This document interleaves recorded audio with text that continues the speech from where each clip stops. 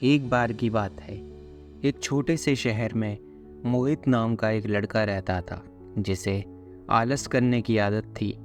वह टाल मटोल करने में माहिर था, हमेशा अपने ज़रूरी कामों को अंतिम क्षण तक टाल देता था, जिसके कारण उसकी पढ़ाई भी प्रभावित हुई और वह क्लास में अपने साथियों से पिछड़ गया। उसके परिवार और टीचरों ने भी उसे समय के महत्व का ज्ञान दिया, लेकिन बावजूद उसने उस पर ध्यान नहीं दिया और अपना कीमती समय बर्बाद करता रहा। फिर एक दिन एक भिक्षु शहर में आया। मोहित ने अपनी कमियों को दूर करने के लिए भिक्षु से सलाह मांगी, इस आशा से कि वह कुछ ऐसी बुद्धिमानी सीखेगा जो उसे आगे बढ़ने में मदद करेगी। मोहित भिक्षु के पास जाकर बैठता है। वह अपने साथियों से आगे निकलने की इच्छा व्यक्त करी और अपने दिल की बात बताई। जवाब में भिक्षु ने मोहित को समय के महत्व को समझाने के लिए एक कहानी सुनाई।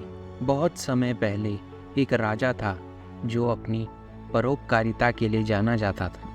एक दिन उसकी मुलाकात अपने स्कूल के दिनों के एक पुराने दोस्त से हुई, जो अपने आलस्य और जिम्मेदारी की कमी के कारण कठिन समय से गुजर रहा था। अपने मित्र पर दया करते हुए राजा ने उसे एक प्रस्ताव दिया कि अगर सूर्यास्त से पहले शाही खजाने से जितना हो सके उतना खजाना इकट्ठा कर ले तो ये सब उसका हो जाएगा। आलसी आदमी अपनी पत्नी को यह खबर बताता है, लेकिन तुरंत अवसर का लाभ उठाने के बजाय वह भूख और थकान का बहाना बताकर टाल मटोल करने लगा। उसने समय की कीमत को आंकते हुए इत्मीनान से दोपहर का भोजन किया और लंबी झपकी ली, और जब वह उठा और खजाने की ओर निकला तब एक दिन ढल चुका था और सूरज डूबने की कगार पर था। रास्ते में वह एक पेड़ के नीचे लेट गया और उसे झपकी आ गई।